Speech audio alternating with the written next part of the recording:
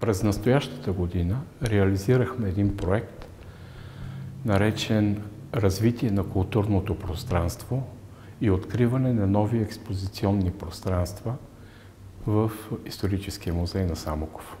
Този проект е финансиран от Национален фонд "Култура" и го работихме в партньорство с Фондация "Мир и щастие", която управлява и направи съответния проект. С тази обща работа показваме за пръв път в музея една обобщена картина на воинската слава на Самоков. Представете си, че преди почти 100 години, град Самоков е направил един от най-хубавите и най-значими военни паметници, посветени на загиналите в войните. Балканска, междусъюзническа, Първа световна. И 1925 година е построено читалището в центъра на града, който представлява дом-паметник на загиналите във войните. Читалището се намира непосредствено срещу сградата на музея и на него са изложени стели с стотици имена на загинали самоковци в тези войни. В своето също дълго, почти 100 годишно съществуване, Историческия музей Самоков е събирал през годините една относително богата колекция, свързана с това военно минало. В нашите фондове имаме колекция с старинно оръжие от османския период, от хайдушкия период, руско-турската война, както и от следващите войни. Но тези експозиции никога не са показвали периодиката, случващото се с войните, нито са били достояние до широката публика. А през миналата година имахме годишнина от тези войни. Именно това беше идеята да направим една реновация на Историческия музей в Самоков с ново експозиционно пространство, в което да покажем важните моменти от славната военна история на Самоков. В момента сме пред експозицията, показваща оръжията от така наречения хайдушки период. Самоков като град на индустрията и на културата, с моментите, в които той е показал своето значимо място в историята на България. Трябва да отбележим, че по отношение на революционните ситуации, Самоков остава в страни. Няма тази развита дейност от комитети, които Васил Левски е правил. Съществуват легенди, че Васил Левски е идвал, но не е успял да създаде комитет. Но нямаме априлски въстания, участие. А имаме една легендарна, но и историческа личност, като Чекър войвода, който още в самото начало на 19 век организира своя чета и оказва един сериозен отпор срещу управляващата османска власт. Казахме, че Самоков е град на желязото. От това желязо са правени, разбира се, оръжия. Тук зад мен показваме реставрирани експонати от това хладно оръжие, както и огнестрелно, правени както тук от непознати тюфекчии в Самоков. Също така имаме сериозни доказателствени материали, че самоковското желязо е транспортирано към големите тюфекчийници на Сливен, където професионални майстори са правили цеви за пищови, за пушки, защото това самоковско желязо има едно качество. То не корозира, не ръждясва. Химическият състав на желязото е богат на силиций и на титан и десетки години имаме експонати, изложени на открито, върху които няма ръжда. Това качество е използвано умело от оръжейните майстори, за да създадат такива шедьоври, в които не само пушките вършат своята работа да стрелят, те са произведени и като произведени на изкуството. Естетическото чувство на тези майстори наистина е значимо, защото те използват различни материали, златни, сребърни инкрустации, различни техники с седев, с допълнителни украси, както по формата, по прикладите, по самите цеви на оръжията. Нещо, което сега от позицията на времето така наистина ни кара да приемаме това оръжие като произведение на изкуството. В изложението споменах, че Самоков не е участвал в революционни движения за национално освобождение. Но стигаме до руско-турската война, в която наистина изключително много самоковци вземат дейно участие. И естествено това е отразено и в нашата нова експозиция. Да не забравяме личността на Никола Корчев, човекът с самарското знаме, нарисуван от великия художник Ярослав Вешин. Той е роден в Самоков. Над 100 са опалченците, които се записват в българското опалчение, вземат дейно участие в боевете на Шипка, в целия ход на руско-турската война. След това създават опалчение, участват и в следващите войни. Не случайно такива участници и опалченци са били наградени с награда от руския император и показваме ето тази чашка, подарена на опалченица Васил Карагьозов с монограма на руския император. Имат множество медали за храброст. Имаме едно безценно знаме, което е за поборническото опалчение, поборническата опалченска дружина в Самоков. Показваме реставрирани пушки, кринки от тази руско-турска война, което показва, че Самоков, независимо, че е бил град свързан с индустрията, с желязото, от която османската власт се е възползвала най-много. Те са били потребители на това желязо. Националният въпрос винаги е стоял на първо място пред местното българско население. От културна гледна точка този период е характерен с веднага след освобождението имаме временно руско управление, назначен е първи кмет на Самоков, участието на самоковци в Великденската акция за изгонване на гръцките евреи в Цариград от Българската православна църква. Изобщо събития, които наистина превръщат град Самоков в едно историческо място и с едни участници, които оказват изключително силно въздействие в развитието на град Самоков. Трагичната история на България след руско-турската война продължава да трупа черните забрадки. България попада в една дълга и изнурителна поредица от войни, каквито са междусъюзническата, Първа Балканска, Втора Балканска, Първа световна война. Изобщо събития, които световната история ни налага едно място на участници, на жертви на световната история. Тези хиляди забрадки оказват едно изключително тежко влияние и в развитието на град Самоков. В тези първи войни, в които различни етноси започват да се бият, жертвите са изключително много, те са стотици от Самоков и от тях е останало ето това. Слава Богу, имаме архивни материали, които показват в старинни фотографии събития точно от този период.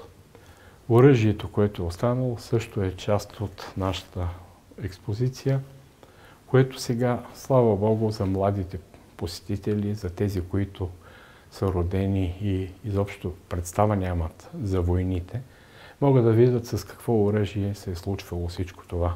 Разбира се, освен оръжието, имаме писмени документи, имаме фотографски архив, който разкрива тези събития. След Балканската, Първата световна война, стигаме постепенно до периода и до Втората война. Много са генералите, които са родени в Самоков, и едно ново постъпление от миналата година е униформата на генерал Тановски. Един генерал с изключителен принос в българската военна история. Но това, което искаме да акцентираме, е човешкото участие в войните. Не случайно няколко художника, самоковски художника, участват като военни художници в тези събития. Христо Йончев Крискарец е един от тях. Павел Францелийски също, фотографите Ангел Хаджимитов, Атанас Германски също правят една документалистика от тези военни събития и една витрина е посветена именно на тях. Хората на изкуството не се чувстват изолирани от историческите събития и от решаването на българския национален въпрос и въпроса за свободата. Те се записват доброволци, те участват активно, като оригиналните илюстрации, акварелите на Йончев Крискарец, на Димитър Радойков, на Павел Кръстев, са все тази документалистика, която показва, че войните събития, живота продължава. Всеки войник има мигове в участие в сражения и след сражението има тишина. Има момент, в който войника спи, войника се радва на природата, войника пише своите писма на коляно до своите близки. И гледайки тези илюстрации, човек си дава сметка, че живота е много разнообразен. И дори в най-тежките кръвопролития, все нещо ни свързва с дума, все нещо ни свързва и с хубавите моменти от живота, които сега от дистанцията на времето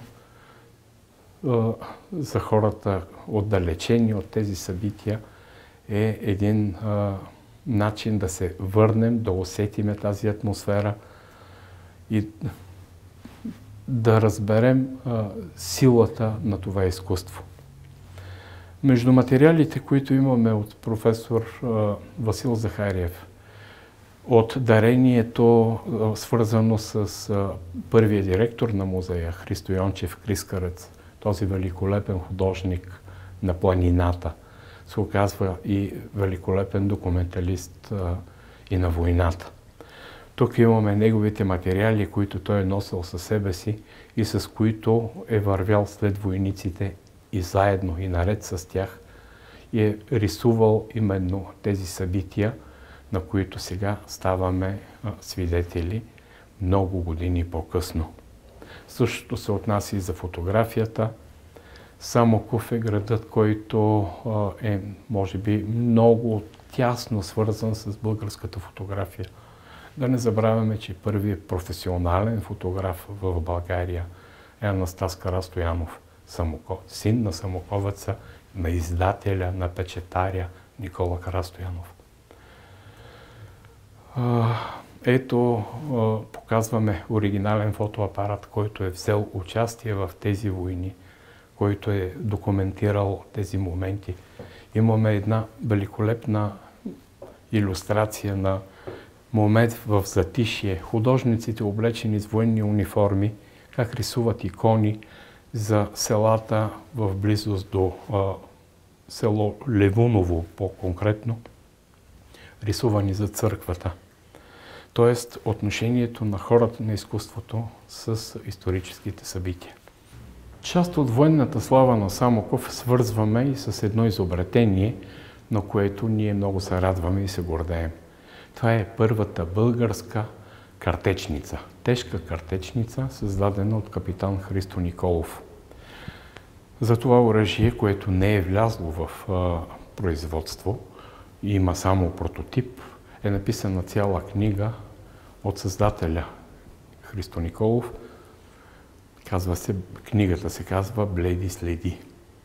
В нея е отразено цялото създаване на оръжието, за което показателен факт е, че прототип на леката картечница на капитан Николов и в момента е изложена в Петербургския военно-исторически музей като експонат.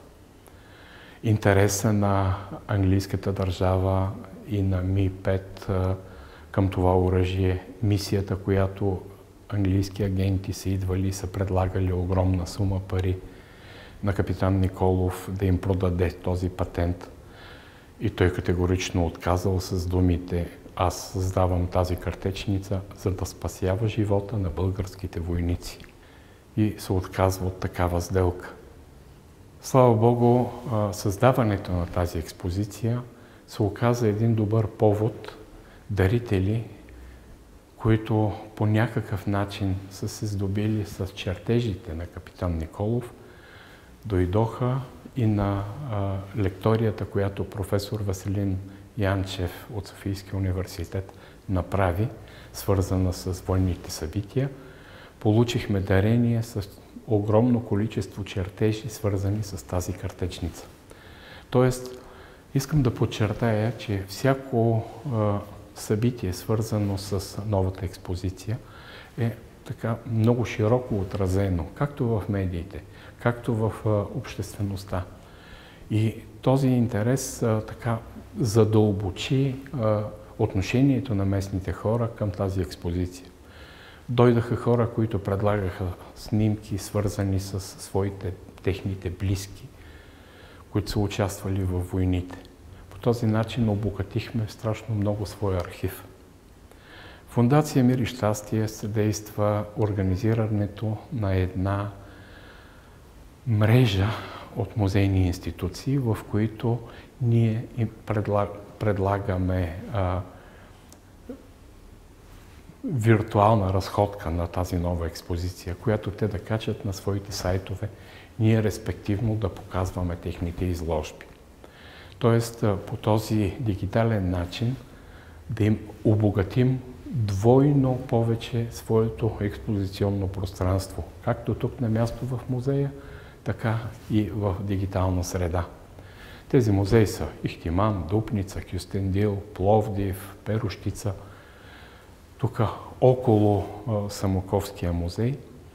И това е една добра възможност всички тези музеи да покажат своите нови колекции, които местната културна общност да има възможност да види, да събуди техния интерес и да отидат на място и да посетят съответните музеи. Благодарение на този проект, финансиран от Фонд "Култура", ние успяхме наистина да направим една добра колаборация от чисто музейната работа. Реставрация, създаване на културно пространство с нови витрини, с обработени по съвсем нов начин експонати. И в същото време да предизвикваме интереса на публиката и да ги караме да идват, за да видят това нещо. Да видят, че музейната работа не е само събирането на стари вещи и показването, някой ако дойде иска да види. Напротив, ние сме длъжни да събуждаме интереси в хората, да ги принудим да дойдат и да видят нещо, а както се усети и да породим едно желание и всяко семейство да остави своя отпечатък в историята, като подари или продаде някоя семейна реликва и да останат в историята на град Самоков. Освен град на желязото, Самоков е град и на духовността. Още в зората на българското възраждане, в 17 век, ние смятаме, че свети Паисий Хилендарски е роден в Самоков. През настоящата година нашия музей издаде една книга, в която са събрани всички езиковедски изследвания, според които говора, който Паисий Хилендарски използва в своята история, е характерен говор за Самоковския край. И няма как да не е така, защото всяка крушка си има и опашка. Ако Паисий Хилендарски е написал своята история и той споменава близките топоними в тази история, каквато е крепостта Урвич, в 17 век той дали щеше да знае за тази крепост Урвич, за да я напише в историята? Освен ако не е бил самоковец и освен ако не е знаел всички легенди, свързани с боевете на Иван Шишман. На тази основа това бурно развиващо се българско възраждане продължава и с други личности, каквато е персоната на господин Карастоянов. Никола Карастоянов, първият издател, печатар. Ето на тази печатарска преса са отпечатани над 30 заглавия, които са били тиражирани в тиражи и сина му Анастас и другите синове са продавали десетилетия наред. Ето тук, в тази витрина, показваме част от това книжовно производство, излязло изпод тази машина. Говорейки за експозициите, трябва да споменем, че малката площ на Самоковския музей ние компенсираме с няколко музейни обекта. През миналата година отворихме графичната база, която е една великолепна възрожденска къща, която работи като творческа лаборатория и се отпечатват оригинални литографии от дълбок и нисък печат, всички графични техники. Там също има експозиция, в която хората могат да се запознаят с щампите и с печатарското дело. Нов предстоящ обект е така наречената Доспевска къща, в която искаме да акцентираме на самоковската градска култура и фотографията, с разработка на едно действащо фотографско ателие от епохата на Възраждането. Вече разполагаме и с старинните фотоапарати, и с химикалите. Имаме огромна колекция с стъклени плаки, с възрожденски фотографии от 60-те години на 19 век, включително до средата на 20-ти. Трябва да споменем, че 28 са фамилиите от Самоков, които са се занимавали професионално с фотография. Един от първопроходниците на българската кинематография, Бончев, произхожда от Самоков.